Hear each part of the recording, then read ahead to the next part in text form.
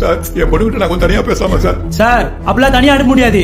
எதுவா இருந்தாலும் இங்கே பேச சொல்லுங்க. டேய் அது அவருடைய பொண்ணுடா சார். நேத்து வரைக்கும் தான் அவர் பொண்ணு, இன்னைக்கு அவன் பொண்டாடி சார். அவளுக்கு எந்த பிரச்சனை இருந்தாலும் நான் தான் சார் பாத்துக்கணும். அதெல்லாம் பாத்துக்கலாம், கொஞ்சம் வெளியேறு.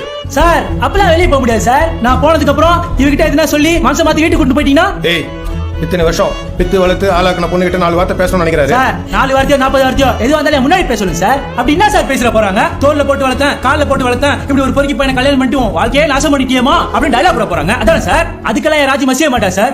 என்ன ராஜு? டேய் அவளை நம்பிக்கை பேசுறல, போய் கொஞ்ச நேரம் வெளியேறு. சார் நம்பிக்கை இல்ல தும்பிக்கை இல்ல சார். என்ன ராஜு நான் சொல்றேன், உங்க அப்பா அம்மா கண்ணில் கசுனா அப்படியே போயிருவியா? போயிட மாட்டேன்ல சார். நான் பேச அலோவ் பண்றேன் சார். என்ன பேசணுமோ பேச சொல்லுங்க.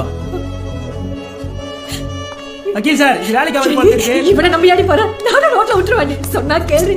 சும்மா அப்படியே சொல்லிட்டு இருக்காதீங்கம்மா.